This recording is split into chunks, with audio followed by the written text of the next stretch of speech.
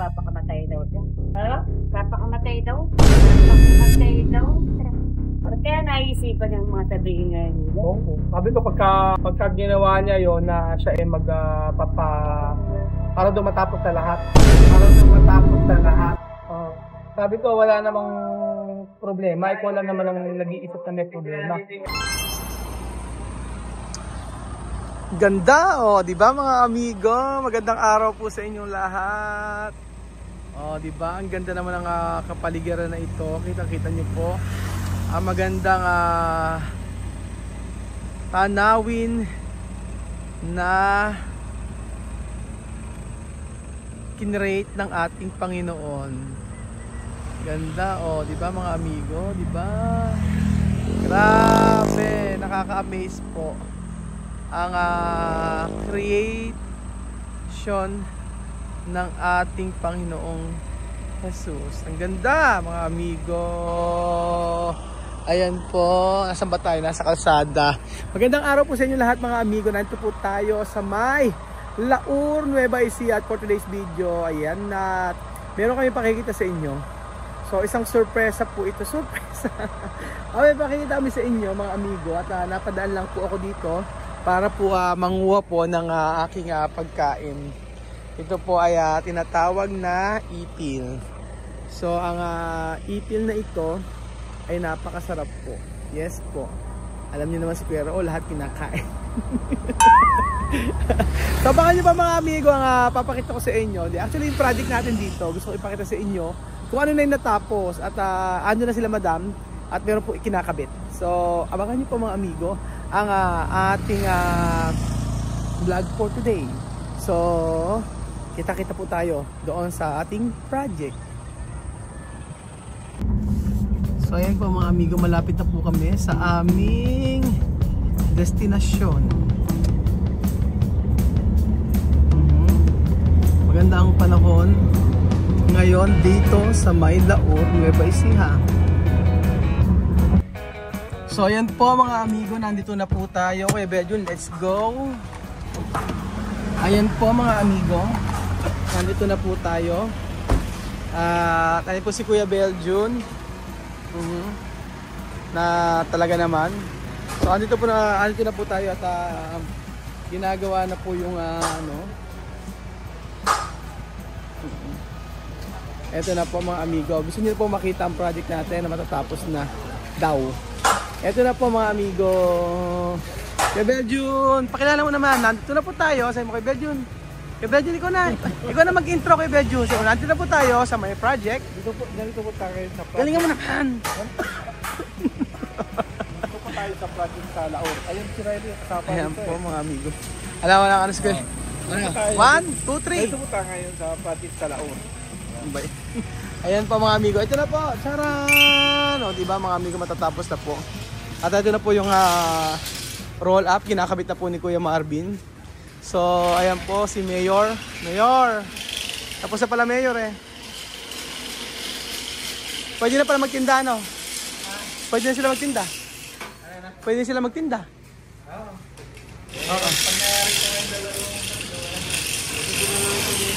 Ha? Ano kaya? So ando po tayo sa project na nalugi po dahil si Sir Bando po ay hindi natapos ng mabilis. Eto. Oh, 'di ba maganda 'yung pagkakagawa nila? Pwede na sila magtinda, no? Pwede sila magtinda rito. Mayari na, oh. So andito po tayo. Hindi na ba yung roll up? Mamaya papakita natin sa atin ni Marvin. Papakita natin yan. So natapos na po tayo sa part na to. Ayan po, inayos na rin po ito. And then makinis kasi talaga sila maggawa kaya ni mga amigo. Ito ang nakita ko sa kanila. Shoutout kay Kuya Kuya Manolito. Okay, Manolito, pinapinaghirapan mo sa Saudi. Mga 5 years. Ang ganda, oh. Diba? May lababo. Ayan po. Maganda pala yung steel jet. Ayan. Pakita natin yung ginagawa ni Marvin.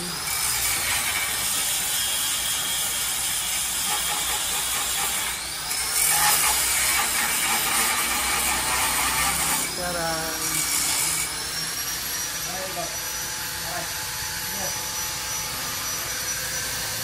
Si Marvin lang kasi nakakaalam ito. Si Marvin lang yung nakakaalam ng paggawa ng roll up.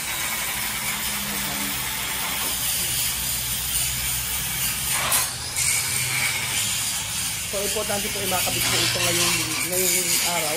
Yung dalawa na to. Kasi po ay magtitinda na po si Mother. And then ito. Kasi tinapos na to. So itong dalawa pa pala hindi pa siya tapos. Skim coat pa. And then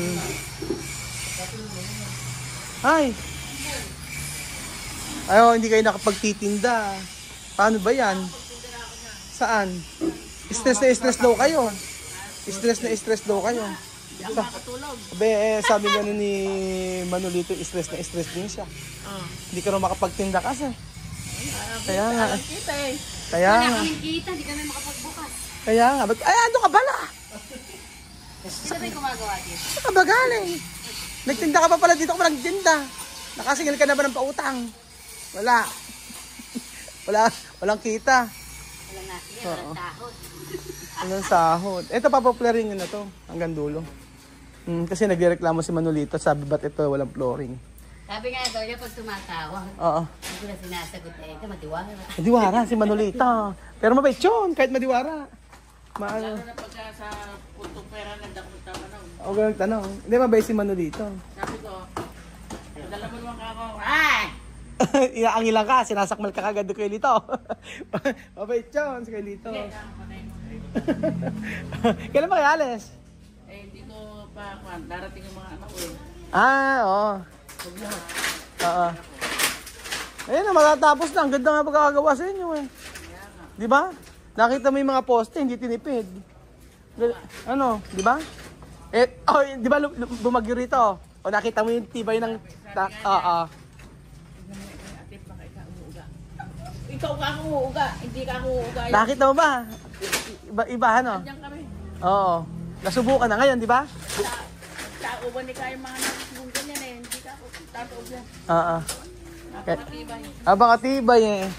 Kaya nga po, kasi nung nagkaroon ng bagyo dito, syempre, inaano namin na yung bubong daw baka matanggal. So ayan, 3, di ba? Bakit? So ayan po, natanggal din. Ayan po si Madam.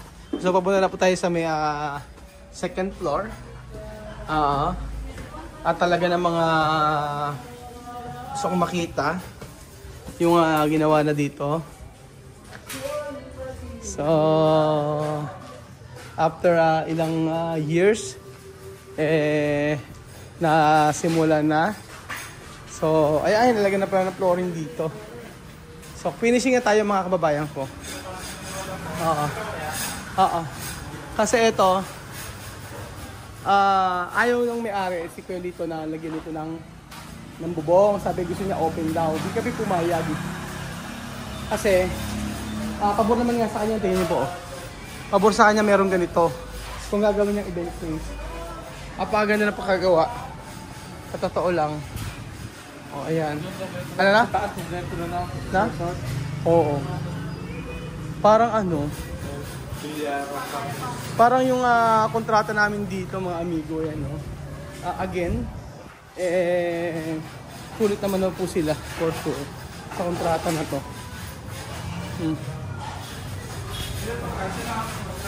Ano? Hindi siya. Yan na yun. Yan na yun.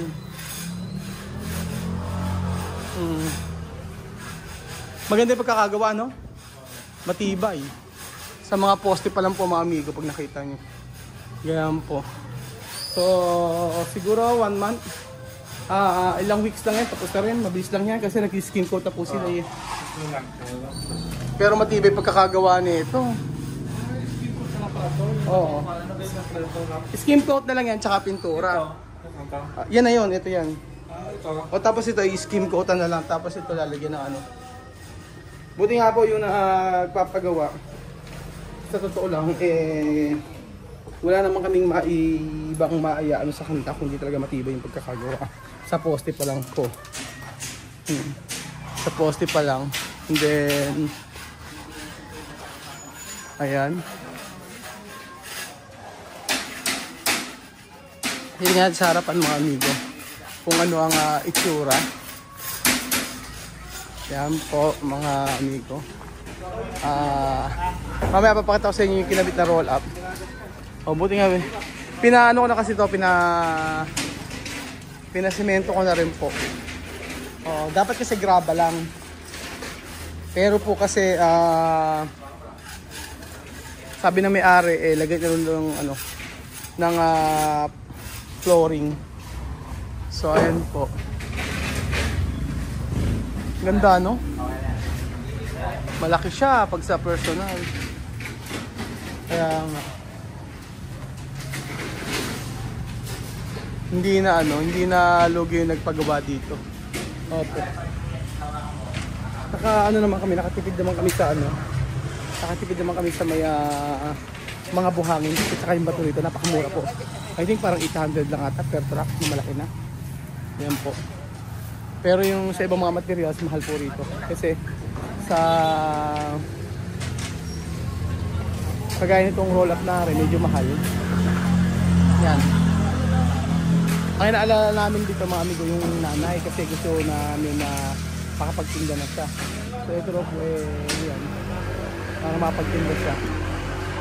Ano yan, makakapagtinda na po siya sa isang araw. Ayan po. Ano? So dapat yung ayan. Aha. Magayon. Mamaya po papakita natin yung roll up kung papaano ang pag nagawa na ito. So ayan po si Merienda na sila. Ito naman ang suot niya. Crop top. Merienda sa sir. Sino ba nagpamerienda? Ikaw? Ano ba binili mo na rin? Empanada, andyan pa ano? Empanada, ano ba to? Cheese to?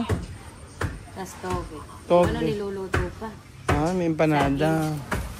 Binalik. Para masarap pong toge. Try natin ito. Ano to, toge? Yes. Saan to binibili? Sa ano? So, Malabon. ito. Tikman nga natin mga amigo kung ano lasa nito. Ayan.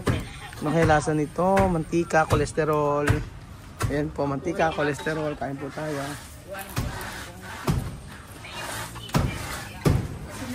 Ano kaya?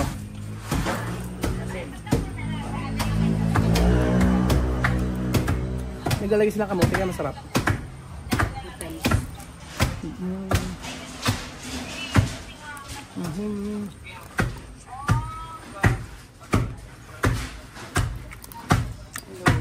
Ayan po yun.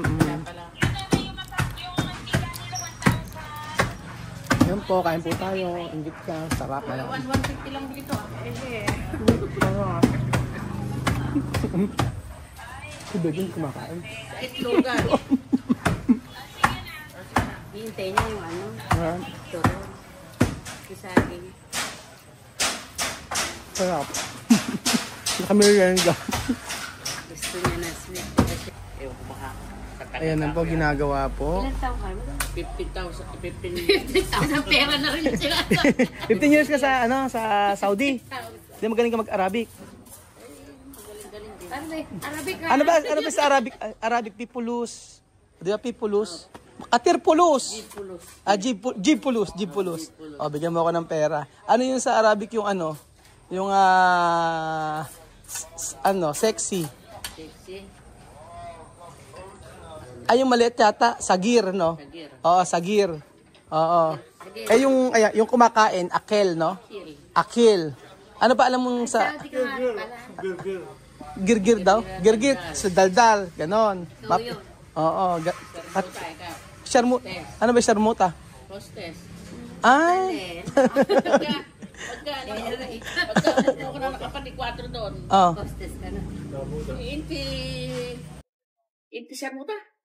Ganun, bawal sa kanila yun eh. Ah. Oo, nakapandi-4. Ay, bawal. Kaya nakabuka ka kayo lagi, ganon. Oo, ganun. Alala? Naka-abaya. Nakaabaya ka rin doon. Puto lang, puti naman siya. Ah. Puti yung nasa ulo na. Ade, nag-abaya ka rin.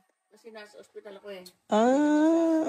Nag-abaya pa. Pero lang sa'yo yung mata, gano'n. Ilang nung nag-abaya kayo, ilang tela na ubos? Hindi naman, di rin eh. Ay, Arina. Parang uniform na binigay sa amin. Parang kang mami pa. Bibigay na sa amin. Basta pumasok Oo. sa ako. Meron na kami libre. Ano naman yung meron ako narinig sabi, hilwa. Helwa. Ano yun? Maganda. Maganda. Eh, yung pangit. Huwag mo na sabihin ito. Ayun na. Lumayo. Lumayo, Makakarelate yung mga taga Saudi tsaka mga taga Middle East. Maganda talaga yung maganda yung mga pose, no? Bumagyo nga dito, hindi nga po na na tawag doon. Hindi man lang gumalaw yung bubong. Ang lakas ng bagyo nito noong nakaraan, halos malapit kasi ito sa di ba, sa Gabaldon. Ako kasi, matibay yung sawit parang bako. Oo, may naka-angkla doon kasi kaya gano'n. Oo. Kasi malapit po rito mga amigo yung center ng bagyo sa Gabaldon. Kaya hindi basta-basta matatanggal. Sabi ni Cleo dito, yung nagpapagawa, masusubukan yung bubong na ginawa ninyo. Sabi gano'n. Kasi nakita niya yung bubong ng Cebu ganyan. Natanggal. Buong natanggal. Yan, hindi. Okay pa yan. Hindi, nakaano kasi sa semento, nakita niyo ba? Oo. Nakaano kasi sa semento, kaya nakakain sa semento yung pinakaano, kaya hindi yan matatanggal basta-basta. Tapos, meron pang bakal na nakaangkla. May bakal pa na nakaangkla. Malapit naman na matapos. Itura na lang pa sa flooring. Tapos na. Kaya nga. Pero kay Tia, hindi pa. Nakita ko may naman, tatong ba yun? Ano? Na magpapakamatay daw siya. Papakamatay daw siya. Ano yun? Kaya naisipan yung mga sabihin ngayon. Oo. Sabi ko pagka ginawa niya yon na siya para daw matapos na lahat. Sabi ko wala. Hindi nadadala siya siguro sa mga nagko-comments. Sabi ko kasi wala naman ng problema. Sabi ko wala namang problema. Ikaw lang naman ang nag-iisip na may problema. Sabi daw niya para matapos na yung lahat. Tapusin na niya buhay. Tapusin niya na yung buhay niya. Oo. Yung ba yung solusyon sa problema? Kaya nga nung tinawagan ko sabi ko, hindi ka ba naaawa? Ang dami mong anak. Sabi ko, ala naman problema eh. Sabi ko sa kanya, ikaw lang ka ako nag-iisip na may problema. Tingin ko doon baka kasi hopeless na siya. Kasi ngayon, sa nakikita niya.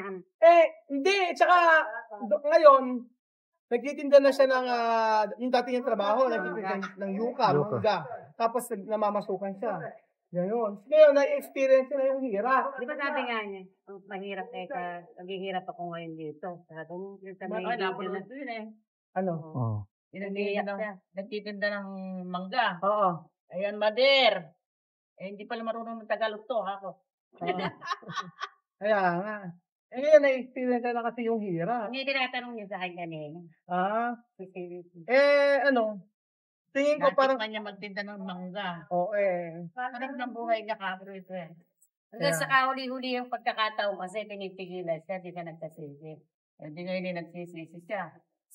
Paano daw gagawin mo? Parang wala nawala na siya ng pag-asa. Kasi lagi kong sinasabi sa vlog na hindi na talaga siya pupunta rito. Nagkaroon kasi siya ng nasarapan kasi siya nung una. Kaya yun yung hinahanap niya doon sa pag-iwi niya. Hindi naman niya makita dahil ala naman kabuhayan ako doon. Nanonood din kasi sila nan. Wala yung buhay niya dito. Akala siguro niya, supportahan pa siya doon. Supportahan na akala niya. Napapalad pala ni Mother. Lahat pala ng mga videos natin. Kaya nga. Siyempre, kung nasa uli pagsisisi.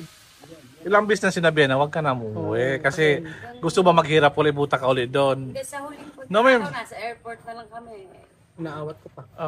Pipigil pa yun. Sabi ko kahit masayang yung ticket, okay lang. Iniisip niyo yung mga Pilipino na sasabihin doon na niloloko daw. Hindi, niloloko daw namin yung mga Pilipino pagka hindi daw sila tumuloy. Sabi ko, wala na. Magagalit daw. Oo, ba't magagalit daw? Kasi pinaglalaroan doon namin yung mga Pilipino na gano'n-gano'n. Na baka isipin daw na hindi naman totoo yung sinasabi na uuwi. Sabi ko nga, napakasarap yung buhay dapat yung mga pamilya na yan. Ba't nagkagaya? Napakaganda ng offer sa kanya. Kung naisip ka, pwede ka. Balik ka na lang. Muna. Oo, ayun. Sana makakabalik siya ngayon, di ba? Ano, makakabalik na nga siya ngayon. Pinagbakasyon ko na nga siya ng ano. Kung naiinip ka lang, pwede ka Sasama nga rin siya doon sa yahat. Anak.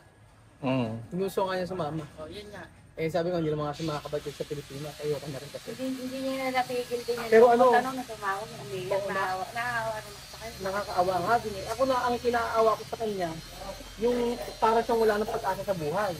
Sinabi niya magpapalala. Oo, kasi gusto niya magpapakamatay na raw para matapos na raw ang lahat. Siguro nahihirapan siya kaya. Oo, parang sabi kasi niya na parang wala nang... Tama naman pinagtitindahan niya yung karmatilya. Tinutulak niya yung karmatilya. Oo. Ganun talaga doon. Ganun talaga. Oo. Ganun talaga doon. Ganun mga tindahan doon. Karmatila gamit nila. Siguro pinakawalan siguro siya ng mga anak niya. No? Mama, di ba sinabi ko sa iyo? Sila mo siguro parang dati ngayon, kalagayan natin ngayon dito. Siguro. Nasabi Kaya sabi ko sa kanya, Belvin, hindi naman solusyon ka ako yung pagpapakamatay para ikaw maging okay na yung sarili mo. Sabi ko, paano yung mga anak mo, di ba? Sabi niya, sabi ko, paano na yung mga anak mo? Tapos alam mo sagot niya. Sabi niya ba naman sa akin di ikaw bahala, ikaw ang tatay. Sabi ba naman sa akin? Ano ka talaga? Tapusin na natin yung vlog nito. Salamat po mga amigo. Nagbibintangan ako doon tatay talaga. Opo. Pero nakakaawa din. Kaya nga lang, hindi naman dapat dumahumantong sa pagkapamatay yung nangyayari sa kanya ngayon.